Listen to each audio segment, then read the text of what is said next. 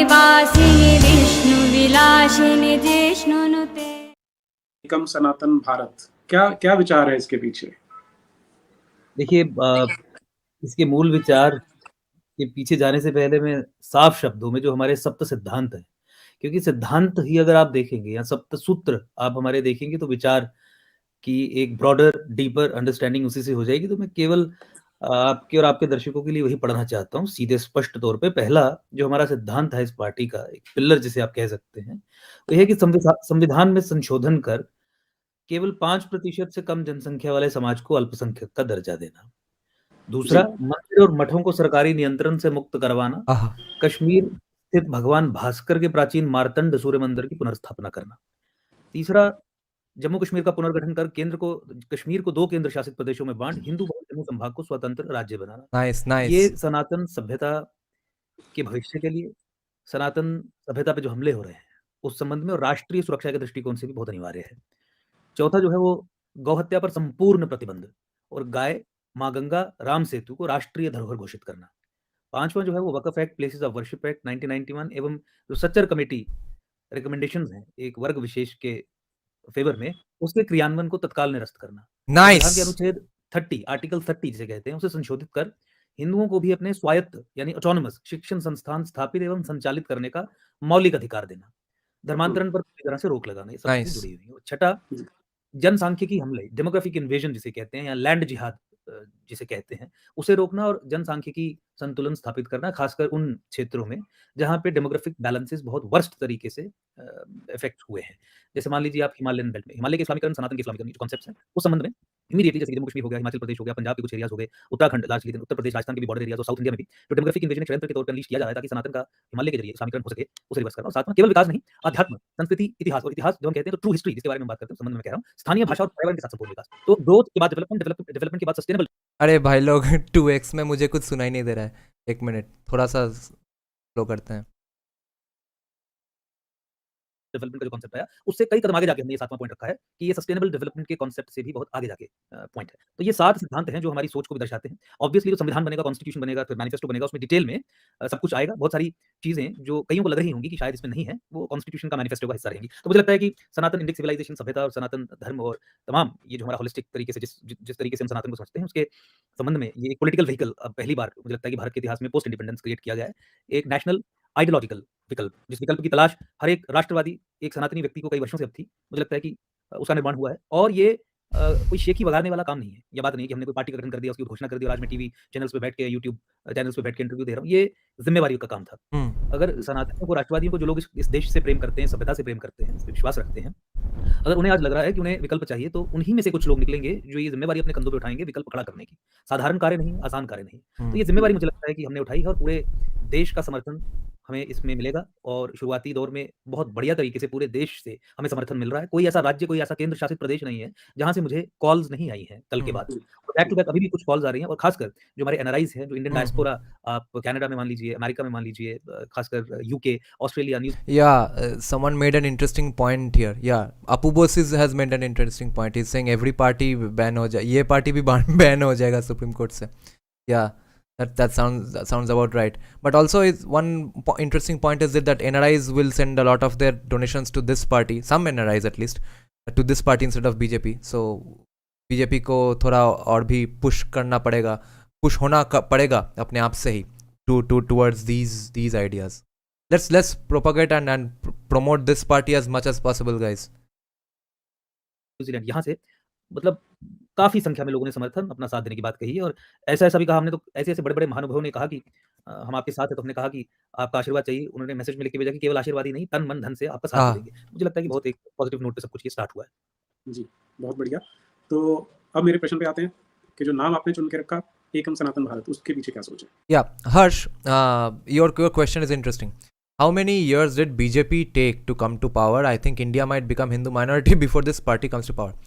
See, ये party power में आए कि नहीं, that is not even the issue.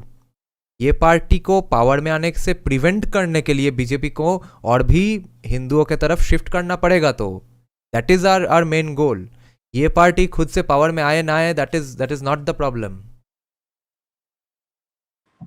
देखिए बहुत चर्चा के बाद, कंसल्टेटिव प्रोसेस के बाद तमाम संवेदनाओं को, सेंसिटिविटीज़ को, विचारों को और भविष्य को देख के काफ़ी चर्चा के बाद और बहुत सारे एक्सपर्ट्स, उसके बाद ये नाम फाइनल हुआ है।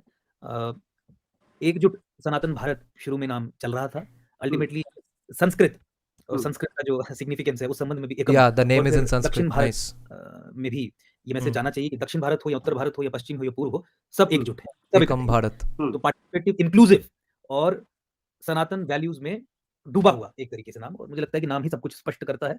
और हमारे साथ सिद्धांतों के साथ जोड़ के आप नाम को अगर देख लें तो मुझे लगता है कि ये वही विकल्प है जिस विकल्प की चर्चा आप भी, बहुत सारे राष्ट्रवादी समाज के प्रखर वक्ता हैं वो भी जो हमेशा करते आए। यही है एक consultative process, north to south, east to west, जिसमें सब समा जाएं और सनातन की सारी मूल भावनाएं जिसमें समा जाएं। उसी के चलते इस नाम को फाइनलाइज किया गया after due consultation with everybody जो इस प्रोसेस में शामिल हुए। तो इसका इलेक्शन सिंबल, देखिए इलेक्शन सिंबल जब नई पॉलिटिकल पार्टी बनती है तो पहली बार इलेक्शन सिंबल उसे उसी समय मिलता है जिस समय इलेक्शंस की घोषणा होती है। अच्छा. तो उसमें प्रेफरेंस ये रहती है कि देखिए ये हमारी रजिस्टर्ड पॉलिटिकल पार्टी मान लीजिए कैटेगराइज होगी, और रजिस्टर्ड पॉलिटिकल पार्टी जब कुछ सीट्स या कुछ परसेंटेज ऑफ वोट्स पा जाती है तो फिर उसे election commission of India recognise करती है। तो डिस्टिंक्शन है registered political party, recognised political party. तो जो रजिस्टर्ड पॉलिटिकल पार्टी है, मान लीजिए कल को हम 545 एमपी कैंडिडेट्स 2024 में खड़ा करते हैं और उस समय इलेक्शन कमीशन जो हमें ऑप्शंस देगी उसमें से हमारा कोई भी कैंडिडेट जो सिंबल चुनेगा, हमारी पार्टी के कैंडिडेट्स को प्रेफरेंस होगी ओवर अदर इंडिपेंडेंट्स या नई पार्टी वाले कि वो सेम सिंबल ले सकते हैं। तो इस तरीके से इस पार्टी का सेम सिंबल 545 सीट्स पे हम ले सकते हैं इस प्रेफरेंशियल ट्रीटमेंट के चलते, प्रोवाइडेड ये पार्टी रजिस्टर्ड पॉलिटिकल पार्टी हो। और उसके बाद जब रिकॉग्निशन मिलती है तो फिर आपका जो सिंबल जो आप चुनते हैं, जो लेते हैं, वो आपके लिए रिजर्व हो जाता है। तो जिसे आप परमानेंट सिंबल कह रहे हैं कि परमानेंट सिंबल क्या होगा, वो सेकंड स्टेज है, once you first participate in the election process, उसके बाद होता है। अब इसका ध्वज, इसका सिंबल वो बनाने की प्रक्रिया चल रही है। घोषणा आज अभी तो शुरू में पूरी नहीं हुई, ये तो वर्चुअली सोशल मीडिया के माध्यम से हुई। तमाम वो लोग जो इस प्रोसेस में शामिल थे वो इसमें जुड़े, कुछ नहीं भी जुड़े। 23 अप्रैल को फाउंडर मेंबर्स के साथ फिजिकली एक आध्यात्मिक शक्ति केंद्र से नेशनल मीडिया को संबोधित करते हुए हम इसकी और एक आधिकारिक घोषणा करेंगे। तो फाउंडर Nice. मेंबर्स बनाने का कार्य भी शुरू हो गया है। मैंने आपको लिंक भी भेजा था, अच्छा. वेबसाइट जो है वो तैयार हो गई है। उसमें हमारे सब सिद्धांत plus founder members, early members और मेंबर्स बनने का फॉर्म जो है वो डाल दिया गया है। फाउंडर अच्छा. मेंबर्स बनने की प्रक्रिया शुरू हो गई है, अभी 2-3 घंटे पहले ये लिंक हमने शेयर किया है। Nice. तो अभी जो लास्ट मैंने देखा था, हज़ारों की संख्या में इसमें लोग हमसे जुड़ गए हैं और वाह. लगातार वो आंकड़ा बढ़ता जा रहा है डेटाबेस में Nice. लॉगिन करके देखा। Nice. तो बहुत तेज़ी से यही सारे लोग जो हैं, ये सारे इकट्ठे होके 23 अप्रैल 2023 को आधिकारिक तौर पे फिजिकली नेशनल मीडिया के सामने बैठ के घोषणा करेंगे और उसके बाद फिर संगठन निर्माण का कार्य शुरू हो जाएगा। जी, तो मैं अपने 1 मिनट पॉज देने दो, देखते हैं इनका वेबसाइट में क्या क्या डिटेल्स दिया है इन लोगों ने। इसका विजन देखते हैं। Ekam Sanatan Bharat party, let's see how the website is. ये फॉर्म फिलअप का है। अच्छा, हाँ, ये है उनका सप्त सिद्धांत। देखते हैं भाई। Amending the constitution to define minority as a religious linguistic group constituting less than 5% of the total population. Ending state/government control of Hindu temples and mathas. Immediate reconstruction and re-establishment of the ancient Sun Temple, Martanda. Separation of Hindu majority Jammu and province from Kashmir. Nice.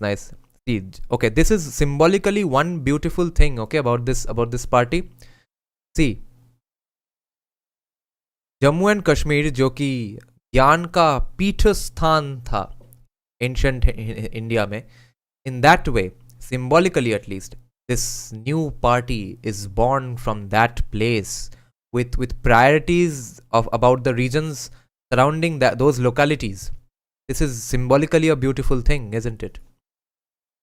Okay, फिर है complete recognition of Jammu and Kashmir, हाँ, the division of Kashmir into 2 union territories and reorganisation of Jammu province as a full fledged independent state is so important.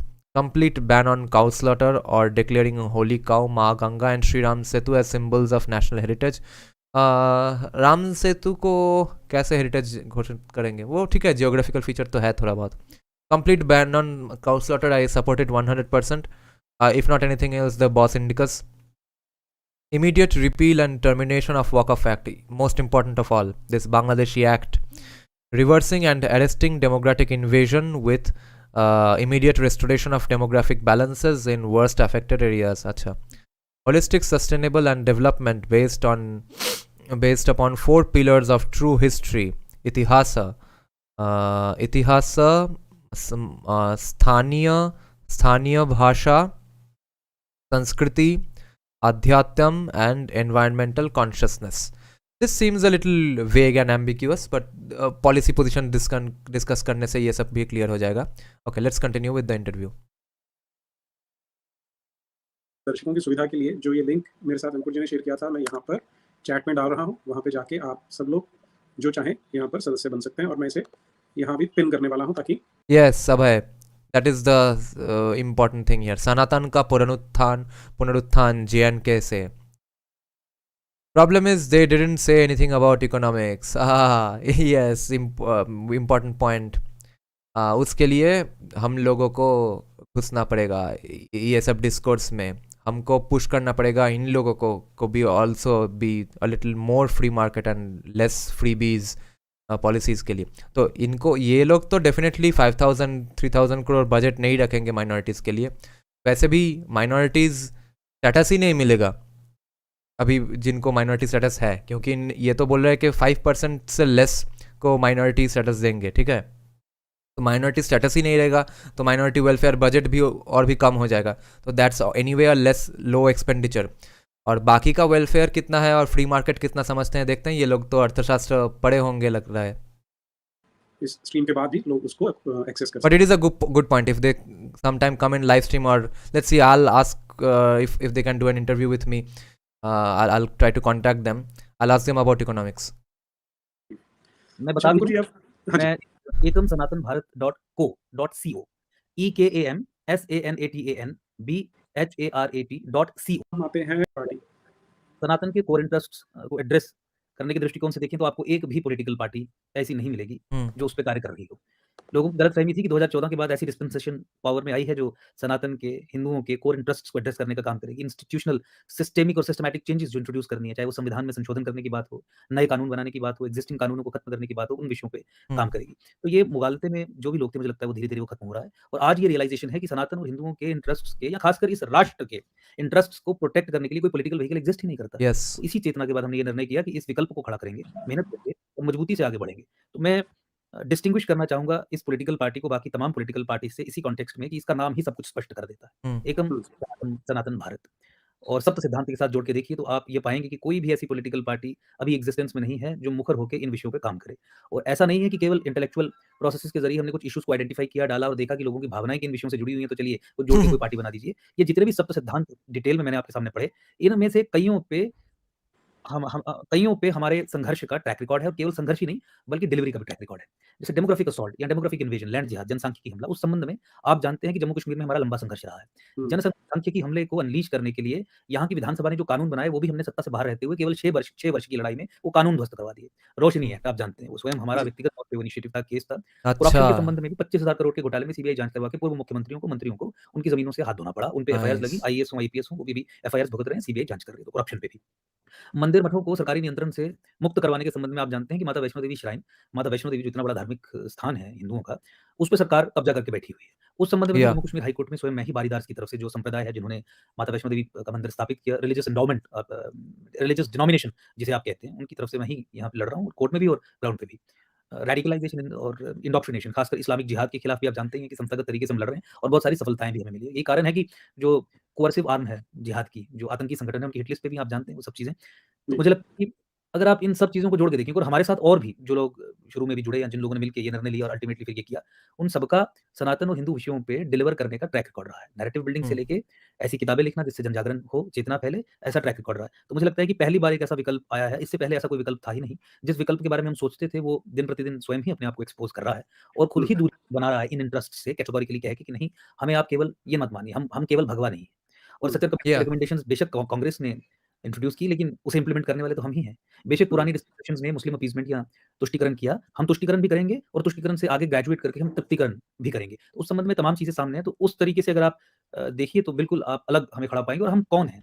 हम आम व्यक्ति हैं, आम साधारण सनातनी हिंदू हैं जो इस बात में विश्वास रखते हैं कि जब तक सनातन को मजबूत नहीं किया जाएगा, सनातन की वैल्यूज को मजबूत नहीं किया जाएगा पॉलिटिकली, और खासकर state, Indian state as a political entity, उसकी जो हॉस्टिलिटी है टुवर्ड्स सनातन, उसे दूर नहीं किया जाएगा, जो सरकार स्टेट गवर्नमेंट बना के ही संभव हो सकता है, तब तक समस्या का समाधान नहीं होगा। वही ज़िम्मेवारी हमने अपने कंधों पे उठाई है। मेरी कोई पॉलिटिकल बैकग्राउंड नहीं है, ना मेरे पिताजी, ना मेरे चाचा जी, ना मेरे मामा जी, ना मेरे दादाजी दूर-दूर से किसी भी तरीके से राजनीति या राजनीतिक पार्टी से भी जुड़े थे।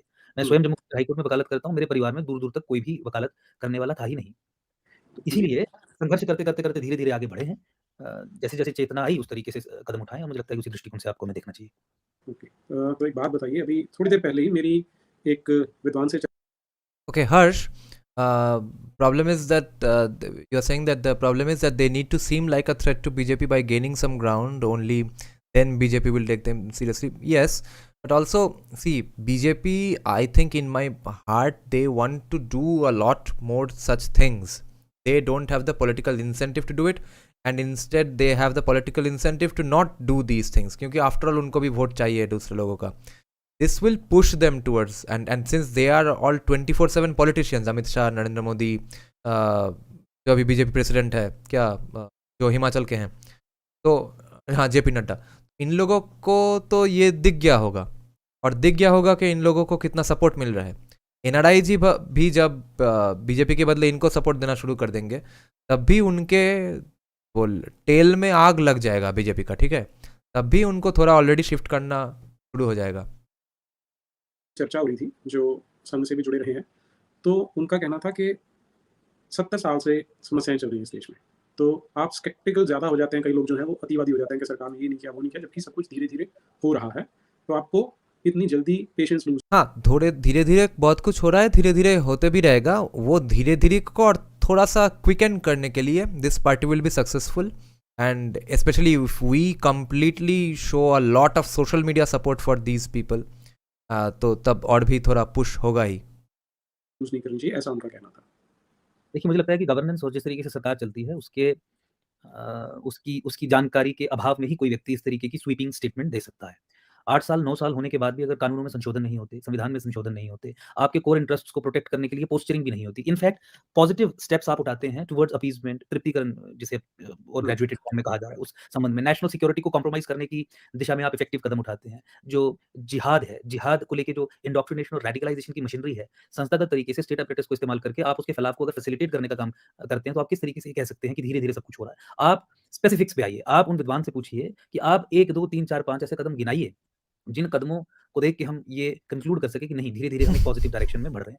इस्लामाइज़ेशन देखिए, हिमालय का इस्लामाइज़ेशन, इस्लामीकरण निरंतर चल रहा है। उसे रोकने के बजाय उसे फैसिलिटेट करने का काम पॉलिसी लेवल पे हो रहा है। हमने बहुत बार एक्सपोज़ भी किया है, आप जानते हैं, जम्मू कश्मीर के जी। संबंध में, हिमाचल के Uttarakhand etcetera.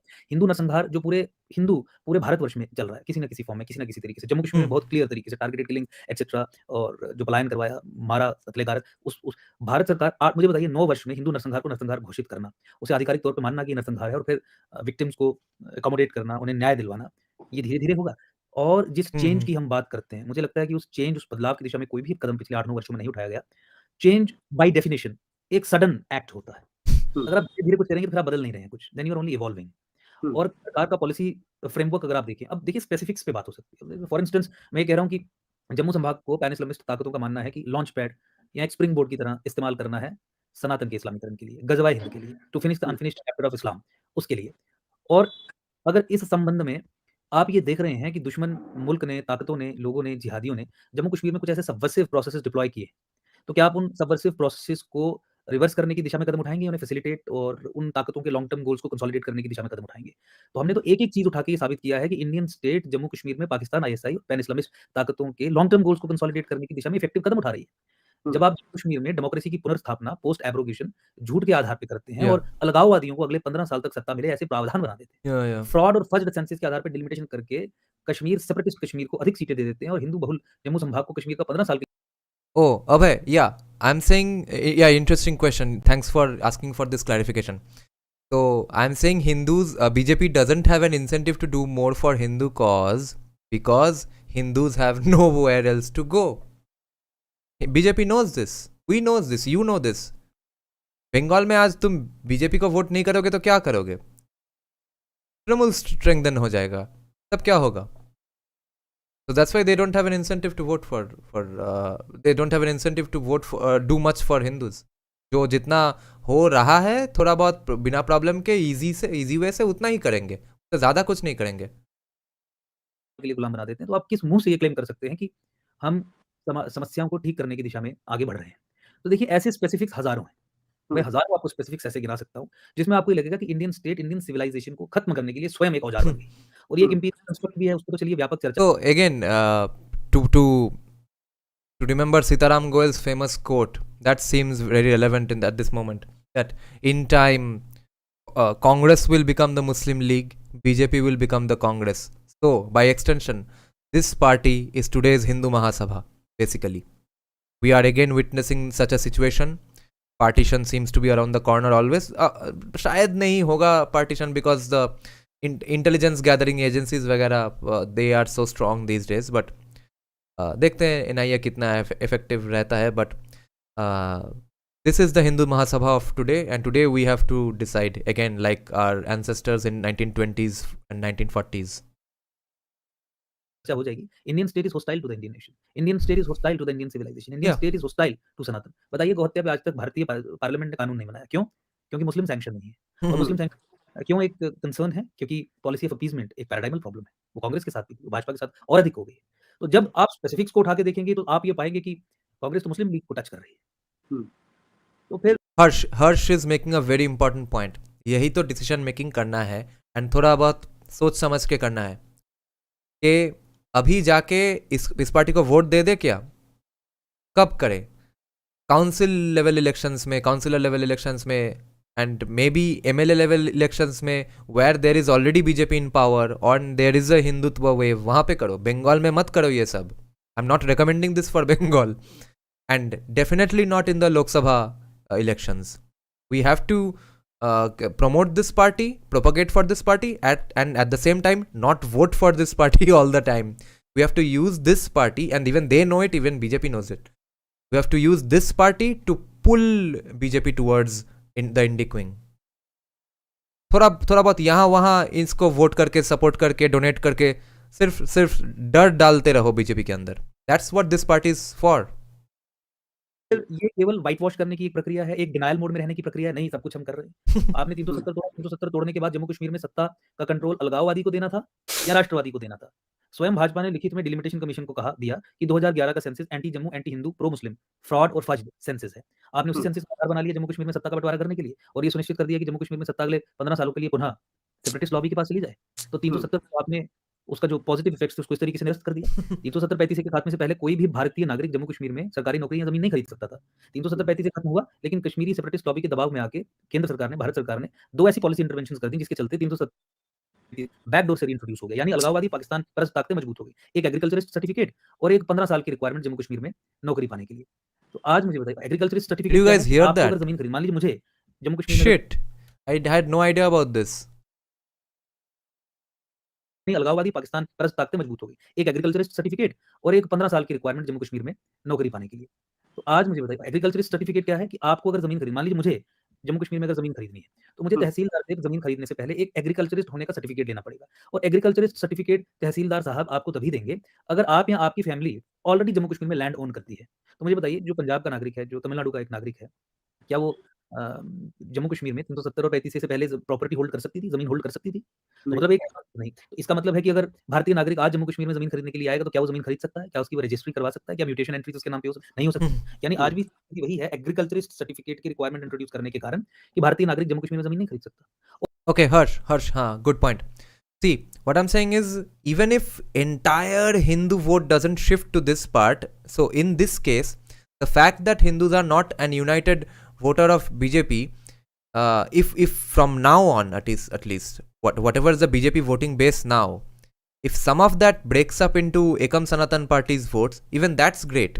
That is what will light the fire in BJP's tail, right? बाकी हिंदुओं को छोड़ो, एंड इसलिए मैं कह रहा हूँ only in where there is already BJP strong hold, other जगह पे नहीं। तो पूरा का पूरा पार्टी वोट, हिंदुओं का वोट बीजेपी से यहाँ पे शिफ्ट करने का ज़रूरत भी नहीं है। यहाँ से अगर 10-20% भी वहाँ पे चला जाए और कुछ इलेक्शंस में, तब भी it's a push for BJP enough. और 15 साल रहने के बाद वो एलिजिबल होगा डोमिसाइल बनने के लिए। अगर किसी अमेरिकन को इंडियन सिटीजन चाहिए तो नेचुरलाइजेशन के प्रोसेस के जरिए 11 वर्ष में वो पा जाता है। लेकिन किसी भारतीय नागरिक को जम्मू कश्मीर में डोमिसाइल चाहिए तो उसको 15 साल जम्मू कश्मीर में लगातार रहना पड़ेगा। उसके बाद फिर वो एलिजिबल होगा सरकारी नौकरी प्राप्त करने के लिए। चपरासी से लेके पब्लिक सर्विस कमीशन की जो गैजेटेड सर्विसेज के लिए नौकरियाँ होती हैं। तो 370 और 35 से पहले भी तो यही था। तो इसीलिए हमने एक आज डिटेल में बात कभी करेंगे।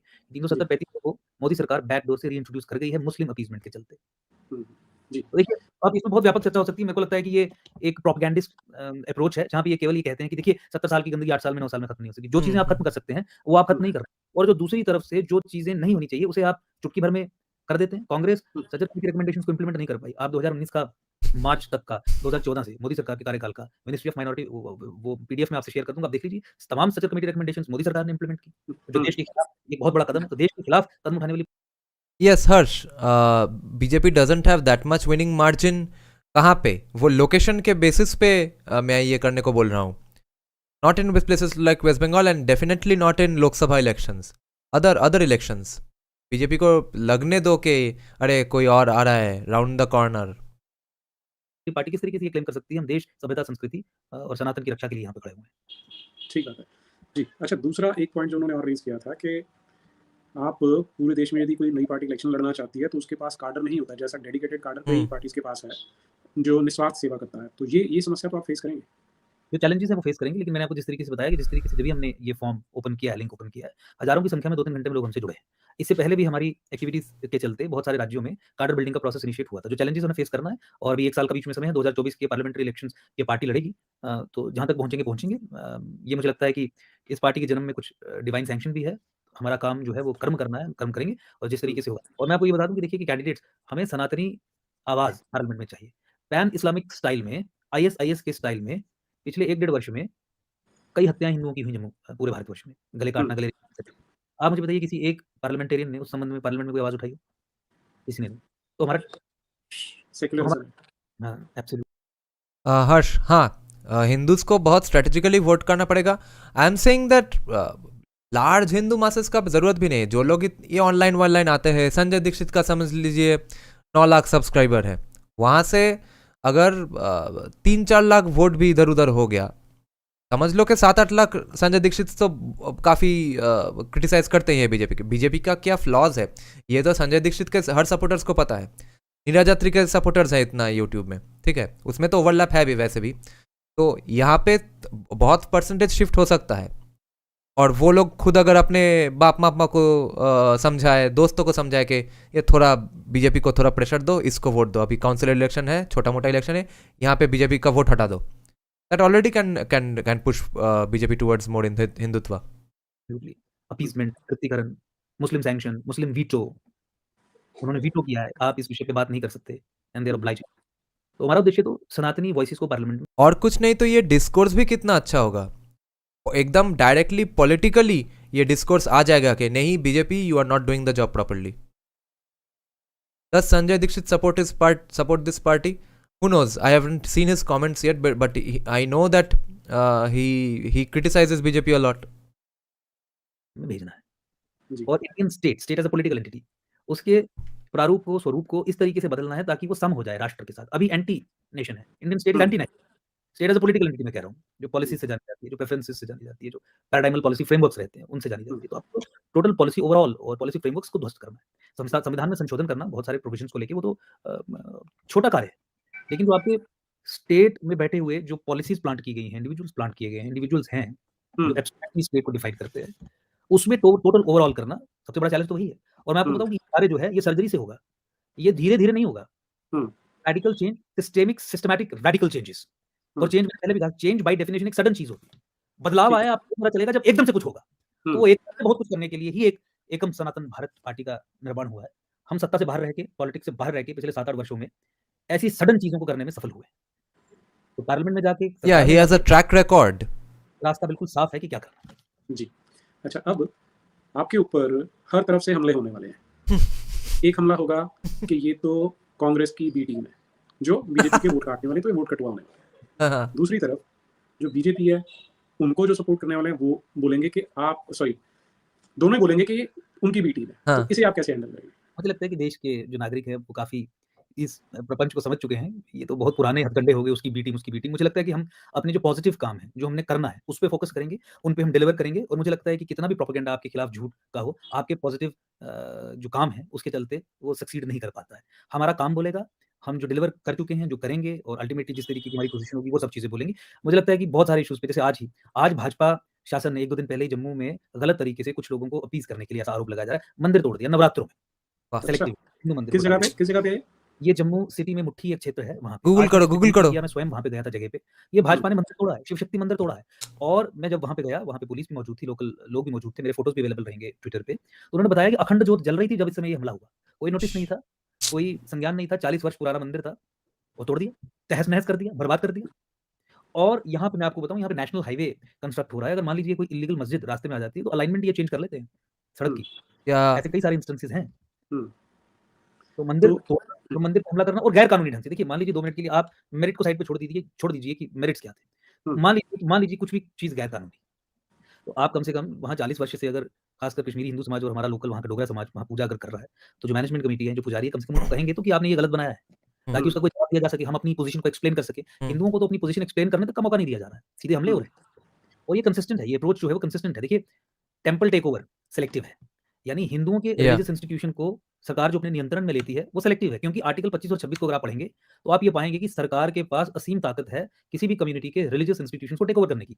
यानी हुँ, सरकार मस्जिद भी टेक ओवर कर सकती है, कोई प्रतिबंध नहीं हुँ, है सरकार पे। गुरुद्वारा भी टेक ओवर कर सकती है, चर्च भी टेक ओवर कर सकती है। लेकिन पिछले 70 साल में 1947 के बाद और आज तक, मुझे बताइए, क्या कोई मस्जिद, क्या कोई गुरुद्वारा, क्या कोई चर्च सरकार ने अपने नियंत्रण में ली? लिया तो केवल हिंदुओं के मंदिर।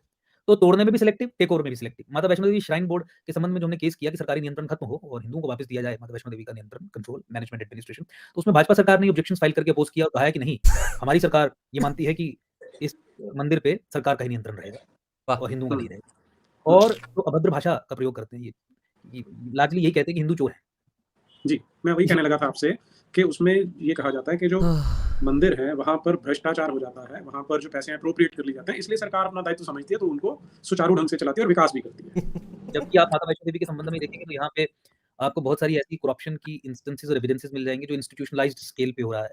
आपको यहाँ पे नॉन हिंदूज़ को बोर्ड एम्प्लॉयमेंट दे रहा है, वैसी चीज़ें दिख जाएँगी। इनकी जो एंडोमेंट्स हैं, इनके जो हॉस्पिटल्स हैं, इनके जो एजुकेशनल इंस्टीट्यूशंस हैं, वहाँ पे किसी भी तरीके का कोई प्रेफ़रेंशियल ट्रीटमेंट उन लोगों को जिनके चंदे से सब कुछ चल रहा है, उनको नहीं मिलेगा। या ये आपको हुँ, दिख जाएगा। जी, और दूसरा, वो रिलिजियस इंस्टीट्यूशंस जहाँ पे इंडोक्ट्रिनेशन और रेडिकलाइज़ेशन का काम चल रहा है, हुँ, उन्हें वही लोग चलाएँगे जो रेडिकल प्रीचर्स वहाँ पे हैं। वहाँ सरकार हुँ, इंटरवेन नहीं करेगी। क्योंकि वो सनातन को खत्म करने के लिए एक इंस्टीट्यूशनलाइज़्ड मैकेनिज़्म वहाँ पे चला रहे हैं। तो हुँ, इंडियन स्टेट तो सनातन के प्रति हॉस्टिलिटी ही रखती है। जी, वहाँ पे वो सब ठीक हो है। जाता है, वो सब हो हुँ, जाता है। ये जी, अनफॉर्चुनेट सिचुएशन है। जी। अच्छा, मैं पहले आपका 7वाँ पॉइंट पिक करना चाह रहा हूँ, जो आपने आज शेयर किया ना, कि केवल विकास नहीं, अध्यात्म, संस्कृति, इतिहास, स्थानीय भाषा और पर्यावरण के साथ Yeah, I was calling this point a little too vague and ambiguous. Let's see what his explanation of this point is. संपूर्ण विकास। अब ये मुझे लगता है कि बहुत एक अंडररेटेड पॉइंट है, जिसे हमारे समाज ने अभी तक शायद पिक नहीं किया, क्योंकि हिंदू नॉर्मली क्या बोलता है कि सड़क बन रही है, तो वो सड़क के लिए, बिल्डिंग के लिए, इन चीज़ों के लिए वोट कर देता है। जबकि जो दूसरी जातियाँ, जो जातियाँ भी नहीं कहना चाहिए, जो मलेच्छ या धर्मी-विधर्मी जो लोग हैं, वो देखते हैं कि हमारे कलेक्टिव आइडेंटिटी को का कितना विकास होता है। तो ये हिंदू की जो इनहेरेंट समस्या है कि वो उसमें वो हिंदू कॉन्शियसनेस नहीं है। वो जो एक भाव होता है ना, जो स्वामी विवेकानंद ने बोला था कि एक Hindu Hello, are you looking to increase your संसार के दूसरे कोने में बैठे हिंदू की समस्या को जब तक नहीं समझेगा, तब तक वो सफ़र करेगा, और वो आज तक हो रहा है। तो ये आपने इसलिए पॉइंट उठाया, कोई और आपका परिप्रेक्ष्य है इसमें? 100% मूल सिद्धांत इसीलिए बना। हुँ, बिल्कुल जिस तरीके से आपने एक्सप्लेन किया, उसी चेतना का संचार करने के संबंध में ही। और स्थानीय भाषा को तो हम बहुत, उसके प्रति जो संवेदना है, सेंसिटिविटी है, स्थानीय भाषा कहीं की भी हो, राज्य लिंग्विस्टिक बेसिस पे रिऑर्गनाइज़ेशन हुई और कई सारी लैंग्वेज, उसको भी। और Nice. एनवायरमेंटल कॉन्शियसनेस तो हमारे वेदों का concept. This is a pretty interesting point, हाँ. स्थानीय भाषा का प्रायोरिटी. पॉलिसी लेवल पे ये इसका क्या इम्प्लीकेशंस होगा पता नहीं, but it might be too ambiguous and might be flowery, but the point that they are making is important, that a separate focus on स्थानीय भाषा. कॉन्सेप्ट है। हुँ, हमारे हमारे वेदों से वो शुरुआत होती है। तो वो तो है ही हुँ, है। मैंने शुरू में ही कहा, जैसे आपने कहा कि कलेक्टिव आइडेंटिटी, उसके प्रति चेतना और प्लस ग्रोथ नहीं, डेवलपमेंट नहीं, सस्टेनेबल डेवलपमेंट भी नहीं, बल्कि उससे 10 कदम आगे जाके कलेक्टिवली है। और जब हम इतिहास की इसमें बात करते हैं, तो हम उस ट्रू हिस्ट्री की बात करते हैं, जो ट्रू हिस्ट्री अभी तक हुँ। ही नहीं गई। नहीं तो उसमें फिर उसमें तो ये उठेगा कि आप क्या कहना चाहते हैं? आप वो जो इतिहास में जो हुआ गलत हुआ, आप उसको हाइलाइट करना चाहते हैं, आप समाज में वैमनस्य पैदा करना चाहते हैं। ये पॉइंट हाँ, उठाया जाता है इसमें। उस पे हमें कोई जस्टिफिकेशन देने की ज़रूरत नहीं, हम सही इतिहास अपनी प्रोजेनी को देना चाहते हैं। इतिहास जी। सही तरीके से पेश करना चाहते हैं। देश के दुश्मनों ने ऐसी सबवर्सिव ताकतों ने हाईजैक करने के लिए आपकी चेतना को, आपके इंस्टीट्यूशंस को, आपके स्टेट अपैरेटस को गलत इतिहास प्लांट किया है। हमें ना ही किसी को जस्टिफिकेशन देने की ज़रूरत है, ना ही किसी क्रिटिसिज़्म से घबराने की ज़रूरत है। वी नो कि किस तरीके से इतिहास को अब आप उसे रीराइट कह लीजिए, आप उसे भगवाकरण कह लीजिए, हालाँकि वो एक डिफरेंट कॉन्टेक्स्ट में कहा जाता है। लेकिन ट्रू हिस्ट्री, रैशनल, ऑब्जेक्टिव तरीके से, एविडेंस बेस्ड और जिस तरीके से हिस्ट्री राइटिंग होती है, वो सारे मापदंड जो भी इंटरनेशनल लेवल पे एक्सेप्टेड हैं, उसके हिसाब से बिल्कुल उसे रीराइट किया जाएगा। अगर आप उसे रीराइट करना चाहते हैं, तो वी विल रीराइट इट। जी। और अब फर्स्ट पॉइंट जो था आपका कि 5% से कम वाले, तो हाँ 5% से कम तो क्रिश्चियंस भी हैं, उन्हें भी देंगे क्या? देखिए, 2-3 स्टेप्स में कुछ चीज़ें होंगी। इमीडिएट हमने ये कहा कि जो सेकंड बिगेस्ट मेजॉरिटी है, that hmm, should be entitled from having these benefits and status, क्योंकि किसी भी हुँ, तरीके से सेकंड बिगेस्ट मेजॉरिटी जो है, वो माइनॉरिटी स्टेटस कंटिन्यू रखने की परिस्थिति में नहीं है। ये अपीसमेंट और तृप्तिकरण के चलते ये सारा चल रहा है और जो गैर कानूनी है, असंवैधानिक है। अगर आप यूनाइटेड नेशन की जो सब कमीशन है माइनॉरिटी राइट्स वगैरह के कॉन्सेप्ट पे, उनके भी मापदंड देखेंगे तो वो 5% ही कहते हैं। इलाहाबाद हाई कोर्ट की जजमेंट में भी एक बार ये डिस्कस किया गया था 5%। और जी, अल्टीमेटली सिटीजनशिप का कॉन्सेप्ट और इक्वालिटी का कॉन्सेप्ट आपको अगर इंट्रोड्यूस करना है, तो ऑब्वियसली ये माइनॉरिटी मेजॉरिटी का कोई कॉन्सेप्ट होना ही नहीं चाहिए। सिटीजन या मीन्स सिटीजन, जिसको कुछ या फंडामेंटल मौलिक अधिकार प्राप्त हैं, आर्टिकल 12 से 35 तक वो हैं, इतने सारे अधिकार प्राप्त हैं। I think they should be sufficient for anybody. और hmm, but there can be always 2 steps, मतलब in hmm, executing that. So let us जी। Start with this and then probably पर आप एक बात बताइए कि अंतर्राष्ट्रीय स्तर पे एक बात चलती है कि बेचारे भोले-भाले से मुसलमान होते हैं और उनको फासीवादी जो हिंदू हैं वो लिंच करते रहते हैं हिंदुस्तान हाँ में। और आप कह रहे हैं कि हम उनको रिज़र्वेशन नहीं देंगे, हम उनको हाँ माइनॉरिटी हाँ स्टेटस नहीं देंगे, तो ये तो आप एंटी माइनॉरिटी बात नहीं कर रहे हैं। हम बेचारे प्रो भोले-भाले हैं माइनॉरिटी तो। हम प्रो माइनॉरिटी बात इसलिए कर रहे हैं क्योंकि जो एक्चुअल माइनॉरिटीज़ हैं, उन्हें ही जो कॉन्स्टिट्यूशनल प्रोटेक्शंस अवेलेबल हैं, वो मिलनी चाहिए। हुँ, ये अलग तरीके से यूज़र्व की जा रही है। हुँ, 5% से ऊपर जो भी कम्युनिटी है, जिसकी पॉपुलेशन है, वो माइनॉरिटी हो ही नहीं सकती। हुँ, और ये इंटरनेशनल मापदंडों हम्म के हिसाब से तो। और दूसरी चीज़ ये है कि चाहे वो अपीसमेंट हो, तृप्तिकरण हो, अ, ऐसे विषय जिस पे मुस्लिम सैंक्शन ना हो, मुस्लिम वीटो एक्सरसाइज़ होती हो, वो चीज़ें हम पे नहीं, हम उससे उसे ट्रांसेंड करके कुछ कह रहे हैं। तो हुँ, आरोप लगाने वाले आरोप लगाएँगे, हमें जो करना हुँ, है वो स्पष्ट है, साफ है, वो हमारे संविधान सम्मत भी है। कई लोगों को कभी-कभी सेक्युलर आर्ग्यूमेंट्स और ऑब्जेक्टिव रैशनल आर्ग्यूमेंट्स चाहिए होते हैं, तो उस संबंध में मैं ये कहूँ कि यूएन सब कमीशन ने जो मापदंड तय किए हैं इस संबंध में, उसके आधार उसे आधार बना के हम ये कह रहे हैं। हुँ, जी। अच्छा, दूसरा मुझे ये बताइए कि वैसे तो आप जब मैनिफेस्टो रिलीज़ करेंगे तो बड़ा डॉक्यूमेंट होगा, अभी तो ये प्रिलिमिनरी स्टेज है। जो मदरसे में बच्चे जाते हैं, उनका वहाँ पर शारीरिक शोषण होता है, मानसिक शोषण होता है, क्योंकि उनको एक 1400 साल पुरानी ऐसी विचारधारा पढ़ा दी जाती है, जो जिसमें अंदर नफ़रत बहुत भरी हुई है कि जो बाकी के लोग हैं, उनसे नफ़रत करनी है, उन्हें सिखाया जाता है। तो एक राजनीतिक दल होने के नाते, क्योंकि मैं तो चाहूँगा कि आप सत्ता में आएँ, तो जब आप सत्ता में आएँगे, तो ये जो इन मुसलमान बच्चों के साथ अत्याचार होता है, अब मेरा व्यक्तिगत रूप से मानना है कि मदरसे बंद हो जाने चाहिए। ऐसी शिक्षा किसी भी सभ्य समाज में नहीं पढ़ाई जानी चाहिए, किसी भी, और विशेष रूप से हमारे जैसा देश जो हज़ारों साल पुरानी सभ्यता है जहाँ पर। तो ये मदरसों पर और यहाँ होने वाले मुस्लिम बच्चों पर जो अत्याचार होता है, उसके बारे में आप कुछ सोचते हैं, कुछ सोचा है या अभी कर रहे हैं प्लान? देखिए, सीधी-सी बात है कि जो सनातन इंडिक सिविलाइज़ेशन, हमारी संस्कृति, हमारी सभ्यता जो है, मदरसे की एक्जिस्टेंस और उसमें जो पढ़ाया जाता है, वो उसका एंटीथेसिस है। हुँ, तो बिल्कुल यस साफ है। हम एब्सोल्यूटली, और केवल इतना ही नहीं, मैंने जब इंडोक्ट्रिनेशन और रेडिकलाइज़ेशन की बात की, तो वो इन्हीं एजुकेशनल इंस्टीट्यूशंस और रिलिजियस इंस्टीट्यूशंस हुँ, के ज़रिए की जाती है। तो राष्ट्रीय सुरक्षा का मामला भी इसमें जुड़ा हुआ है। तत्काल प्रभाव से बंद करवाया जाएगा। राइट जी, ओके। अच्छा, अब ये तो हमने जो आपसे प्रश्न पूछने थे वो है। अब हमें ये बताइए कि 2024 तो बहुत पास है, उसके बारे में क्या कैसे प्लान कर रहे हैं आप? ऐसा है कि एक तो बहुत देखते सारे हैं ऐसे लोग हैं जो ऑलरेडी इस विचारधारा पे चलते हुए एक्चुअल पॉलिटिकल एक्टिविटी कर रहे हैं। जैसे आपने हमें भी हुँ, देखा होगा, एकजुट जम्मू पार्टी का मैं अध्यक्ष, वो सब पॉलिटिकल एक्टिविटी, तो एक ऑर्गेनाइजेशन बिल्डिंग, ऐसे कई संख्या में लोग हैं जो अभी सशक्त हैं चुनाव लड़ने में। एक तो वो हो गया। दूसरा, एक बहुत बड़ी संख्या उन लोगों की है जो वाक़ई में बदलाव लाना चाहते हैं और तैयार हैं ये ज़िम्मेवारी अपने कंधे पे उठाने के लिए। तो ऐसे लोगों के लिए एक merit based, transparent, accountable candidate selection का प्रोसेस भी चलेगा। हुँ, मेरा ये मानना है कि धर्म का काज अर्थ से होता है और गलत तरीके से अर्जित किया हुआ अर्थ अनर्थ हो जाता है और उससे धर्म का काज नहीं हो पाता। इसीलिए हमने अपने फाउंडर मेंबर्स के लिए जो फीस शुल्क, न्यूनतम शुल्क शुल्क कह लीजिए, कंट्रीब्यूशन डोनेशन 11,000 की रखी है, उससे भी फंड रेज़िंग को मैंने बताया कि हज़ारों की संख्या में वो सब चीज़ें हो रही हैं।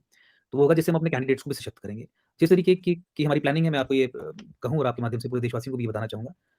इस पार्टी के लिए अर्थ, धन समस्या नहीं है और ना ही कभी रहेगी, जिस तरीके से समर्थन भी उमड़ रहा है।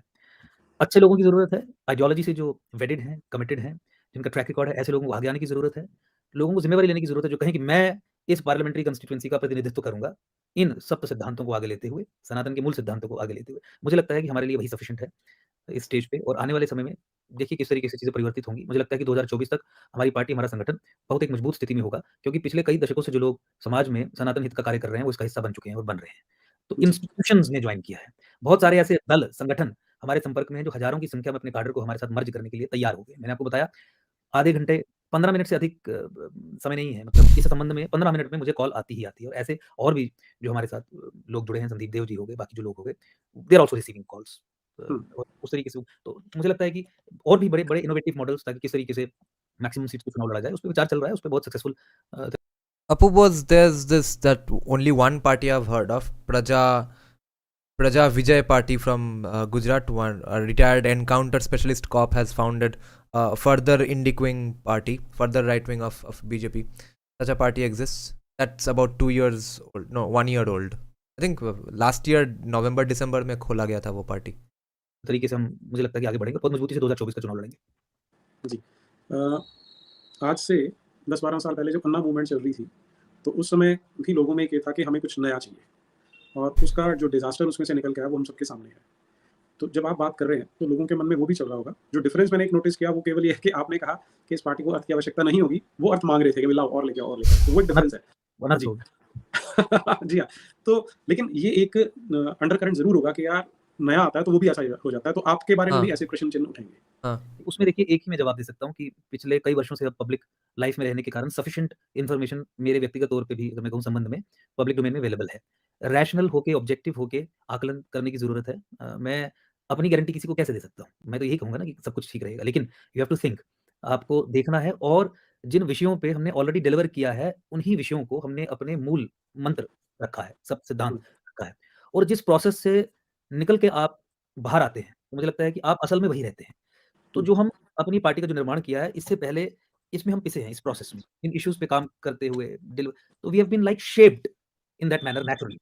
जो पहली मूवमेंट की आपने बात की उसका स्कोप लिमिटेड था, एंटी करप्शन एक मूवमेंट थी। हुँ। एंटी करप्शन मूवमेंट तो बहुत सीमित और लिमिटेड दायरे में रह के ही होगी। उसमें ऑब्वियसली सेक्युलरिज़्म का एक वो सारा रहेगा, अपीसमेंट का रहेगा, बाकी कुरीतियों पे कुछ आपको पता नहीं था। आज हम हुँ। यहाँ पे सनातन सभ्यता, इंडिक सिविलाइजेशन, सनातन वैल्यूज़, सनातन धर्म, उस संबंध में चर्चा कर रहे हैं और केवल चर्चा नहीं कर रहे हैं, इन विषयों को हमने सामने रखा, उन विषयों पे हमने डिलीवर करने का कार्य किया है। वो कानून लेजिस्लेटिव जिहाद जिसके ज़रिए हिमालय और सनातन का इस्लामीकरण किया जा रहा था, उस हुँ। कानून को 6 वर्ष की लड़ाई में ध्वस्त करवा दिया। जी। वो मुख्यमंत्री का आदेश जिस आदेश के चलते ये कहा गया था कि कोई भी मुसलमान अगर हिंदू बहुल क्षेत्र में सरकारी ज़मीन पे कब्ज़ा करेगा तो कोई डीएमएसएसपी उसके खिलाफ कार्रवाई नहीं करेगा। वो क्लासिफाइड सीक्रेट डॉक्यूमेंट पब्लिक हुँ। डोमेन में ला धज्जियाँ उठा के सिटिंग चीफ मिनिस्टर से लड़ाई लड़के स्वयं निष्क्रिय करवा दिया। तो जी। मेरा कहने का मतलब ऐसी कई सारी चीज़ें हैं यहाँ। जम्मू कश्मीर में गलत तरीके से जो मेजॉरिटी कम्युनिटी यानी मुस्लिम समुदाय को माइनॉरिटी स्टेटस और बेनिफिट्स उसके मिल रहे थे। उस संबंध में सुप्रीम कोर्ट में जून 2016 से लेके 12 मार्च 2018 के कश्मीर बीच में संघर्ष मुस्लिम माइनॉरिटी. उस चीज़ के अगेंस्ट जजमेंट करवा दी। अब भाजपा तृप्तिकरण और तुष्टिकरण के चलते सुप्रीम कोर्ट की जजमेंट को भी डस्टबिन में फेंक दी और वाह. प्रधानमंत्री कार्यालय से जो माइनॉरिटी वेलफेयर के लिए 15 सूत्रीय कार्यक्रम चलता है, उसकी इम्प्लीमेंटेशन को भी इम्प्लीमेंटेशन गाइडलाइंस को भी डस्टबिन में फेंक के हुँ।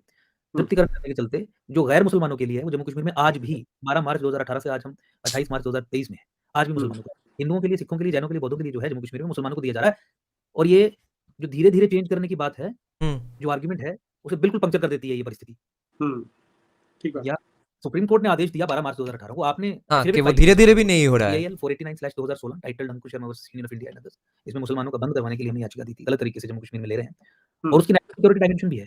देखिए ह्यूमन राइट्स का जो चार्टर है यूनाइटेड नेशंस का और यूनाइटेड नेशंस का जो चार्टर है ह्यूमन राइट्स का, उन ह्यूमन राइट्स की इम्प्लीमेंटेशन के लिए जो यूएनएचआरसी जो व्हीकल क्रिएट किया गया है, ह्यूमन राइट्स अवेलेबल यूनिवर्सली हैं, सबको हैं। लेकिन वो जो व्हीकल उसकी इम्प्लीमेंटेशन के लिए क्रिएट किया गया है, एजेंसी ह्यूमन राइट्स की इम्प्लीमेंटेशन के लिए क्रिएट की गई है, वो केवल और केवल माइनॉरिटीज़ जो रहती हैं देशों में, उनके ह्यूमन राइट्स को इम्प्लीमेंट करवाने का कार्य करती है हुँ। Against the state. तो होता ये है कि जब जम्मू कश्मीर में मुसलमान को माइनॉरिटी स्टेटस हासिल रहता है गलत तरीके से, तो जो एंटी टेररिस्ट एक्टिविटीज़ होती हैं पुलिस की या आर्मी की, उनको इंडियन स्टेट का रिप्रेशन और वायलेशन ऑफ ह्यूमन राइट्स के रूप में पेश करके वो सुप्रा नेशनल एजेंसीज़ यूएनएचआरसी वगैरह के पास Yeah, जाते हैं yeah.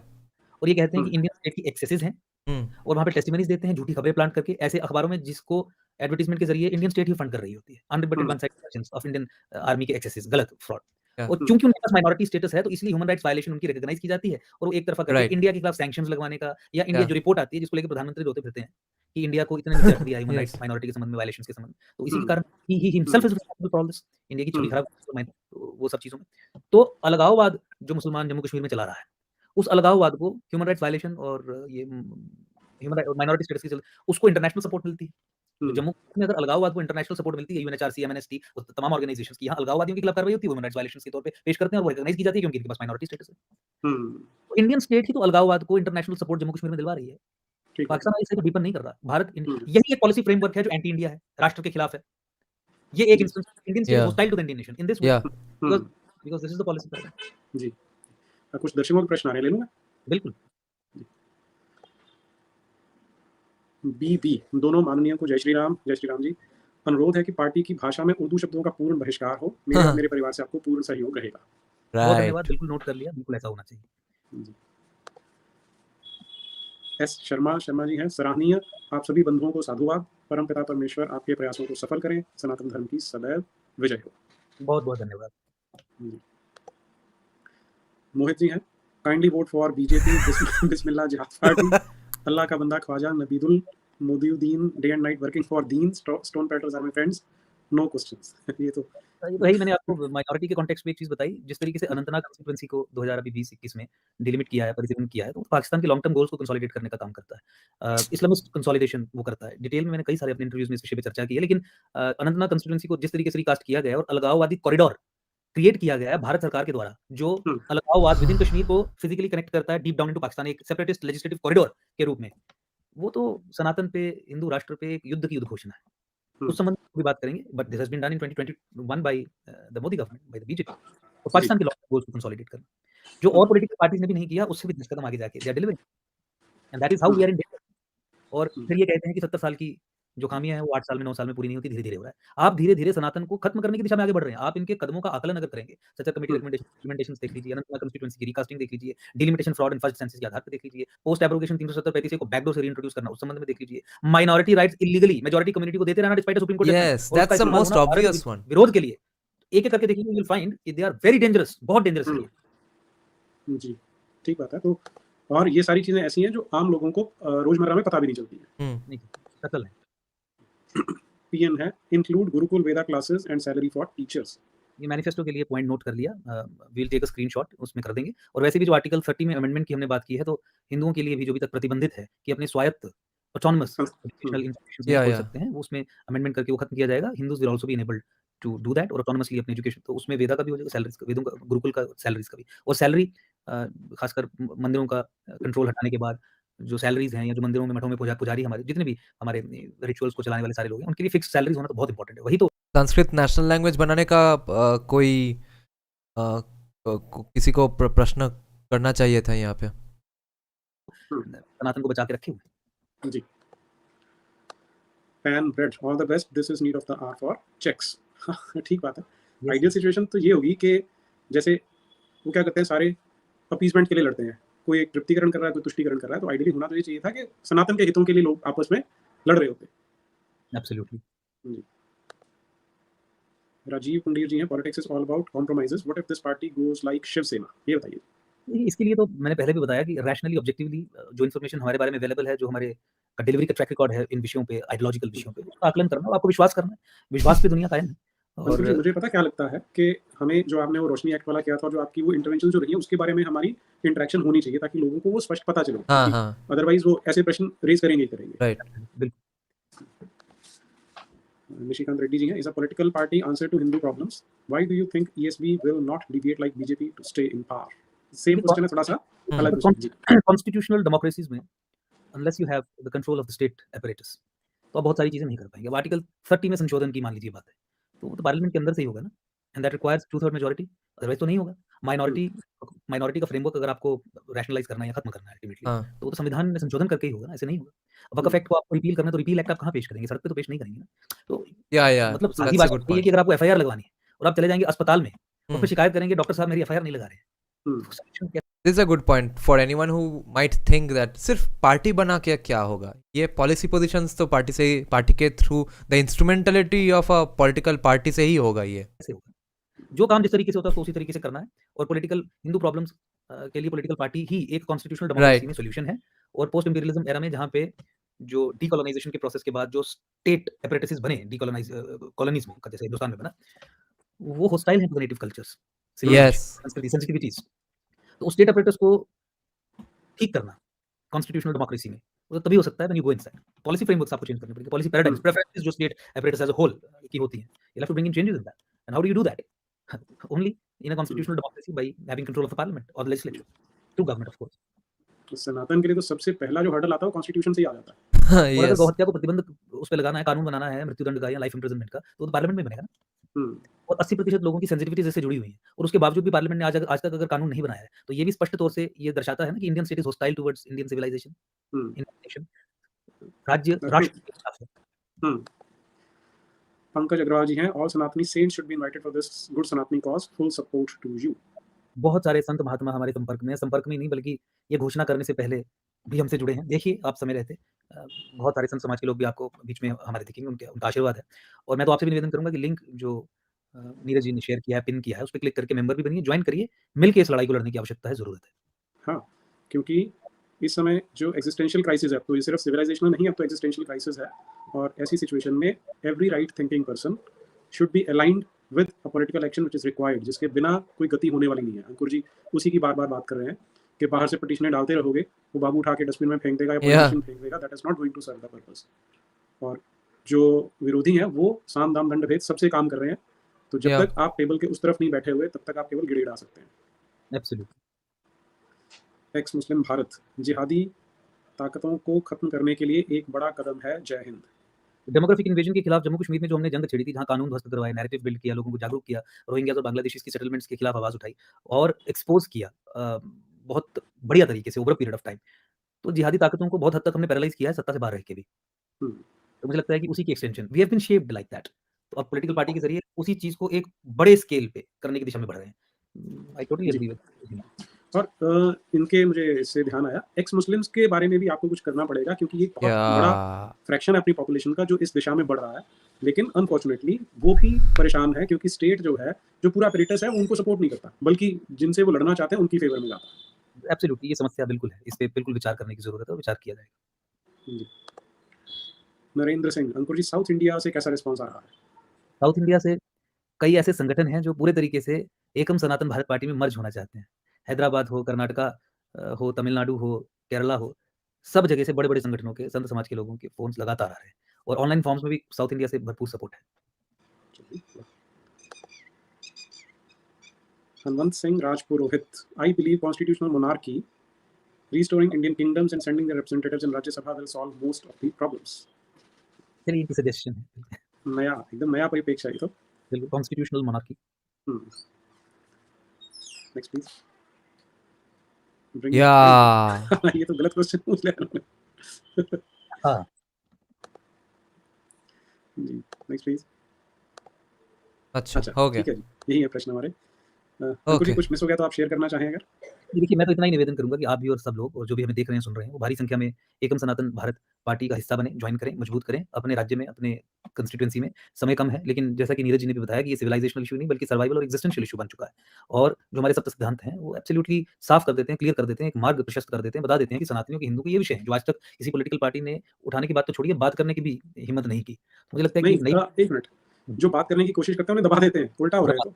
उल्टा हो दबा देते हैं। Yeah. देखिए, उस तरीके से मजबूत करें। मुझे लगता है कि एक ट्रांसफॉर्मेशनल पॉलिटिक्स एकम सनातन भारत पार्टी रिप्रेजेंट करती है, लेकिन जब तक राष्ट्र के लोगों का साथ पूरे तरीके से तन, मन और धन से नहीं होगा, तब तक सक्सीड कर पाना आसान नहीं होगा। तो मैं तो यही कहूँगा कि भारी संख्या में जॉइन करिए, लिंक अवेलेबल है। इसे एक मूवमेंट पूरे राष्ट्रव्यापी मूवमेंट जो है वो बनाइए। बहुत-बहुत धन्यवाद। आपने मुझे निमंत्रण दिया, अपनी बात रखने का मौका दिया, उसके लिए मैं आपका बहुत-बहुत धन्यवाद करता हूँ।